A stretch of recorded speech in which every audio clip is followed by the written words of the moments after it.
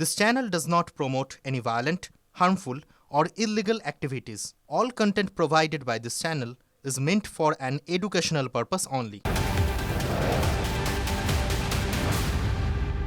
Cost কে cost দিয়েই beat করো with Great Eastern trading companies cost to cost offer. Cost to cost মানে সমস্ত টপ ব্র্যান্ডের TV, fridge, AC, washing machine একদম কস্ট প্রাইসে, সাথে 0% ডাউন পেমেন্ট, 2 EMIs অফ আর 36 মান্থস EMI। সিরিয়াসলি? হ্যাঁ, সঙ্গে 26,000 টাকা অবধি ক্যাশব্যাকও। রিপাবলিক ডে শপিং এর পারফেক্ট টাইম এটাই বস।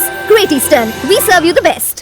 গত এক সপ্তাহে আপনাদেরকে ধারাবাহিকভাবে দেখিয়েছি যে এসআইআর শুনানি কেন্দ্রে একের পর এক অশান্তি হয়েছে। ফারাক্কা থেকে শুরু হয়েছিল, ফারাক্কার পর চাকুলিয়ায় হয়েছে, সন্দেশখালী 1 নম্বর ব্লকে হয়েছে, ইটাহারে হয়েছে, আর যে খবর পাচ্ছি আমরা এবার দক্ষিণ দিনাজপুরের কুমারগঞ্জে মাইক্রো অবজারভার সেখানে আক্রান্ত হয়েছেন। সপাটে চড় মারা হয়েছে মাইক্রো অবজারভারকে, এমনকি পুলিশের সামনেই তার উপর হামলা করা হয়েছে এমনটাই অভিযোগ। ছবি আপনাদেরকে দেখাবো। তৃণমূলের বিরুদ্ধে হামলার অভিযোগ করে সোশ্যাল মিডিয়া সরব হয়েছেন সুকান্ত মজুমদার। উত্তেজনা ছড়াতেই তড়িঘড়ি বন্ধ করে দেওয়া হয়েছে কুমারগঞ্জের বিডিও অফিসের গেট। বাড়তি বাহিনী আনা হয় সেখানে। ঘটনার পর থেকে আতঙ্কে মুখে কুলুপ আক্রান্ত মাইক্রো অবজারভার দিব্যেন্দু গড়াইয়ের। ছবি দেখুন।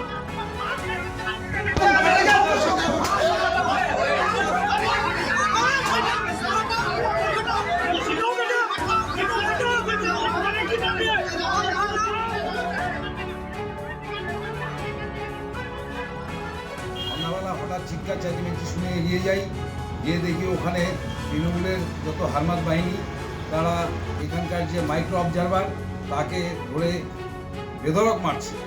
তার মুখে মাথায় কিল ঘুষি মারে এবং তিনি অসুস্থ হয়ে পড়েন।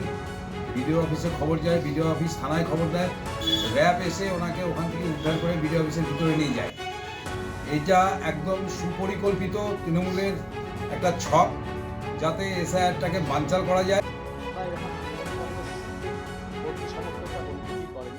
সাধারণ মানুষ ওনার উপর দীর্ঘদিন ধরে খেতে, উনি যতদিন থেকে ওখানে বসেছেন মানুষের সঙ্গে দুর্ব্যবহার করছেন, তাই আজকে মানুষের সঙ্গে বসসা হয়েছে। উনি ভয় পেলে আমাদের কী করা যায়, সাধারণ মানুষ কী করা যায়?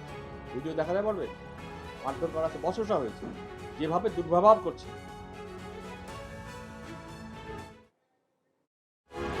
সব করেও শেষ পর্যন্ত শেষ রক্ষা হতে পারছে না। এসআইআর এগোচ্ছে, নতুন নতুন রাস্তা তৈরি করছে ইলেকশন কমিশন যাতে সুষ্ঠুভাবে হয়। তো এখনো মমতা ব্যানার্জির লোকেরা চেষ্টা করছেন এটাকে ভেস্তে দেওয়ার। দেখুন, কুমারগঞ্জে যখন মাইক্রো অবজারভার আক্রান্ত হচ্ছেন তখন দিনহাটায় রক্তাক্ত বিএলও। এসআইআর শুনানি নোটিশ দিতে যেতেই হামলা। বিএলওকে পছন্দ নয় বলে ধারালো অস্ত্রের কোপ। পুলিশের বিরুদ্ধে ব্যবস্থা নিতে গড়িমসির অভিযোগ। থানায় গেলেও পুলিশ জিডি নিতে চায়নি এমনটাই দাবি ওই বিএলওর।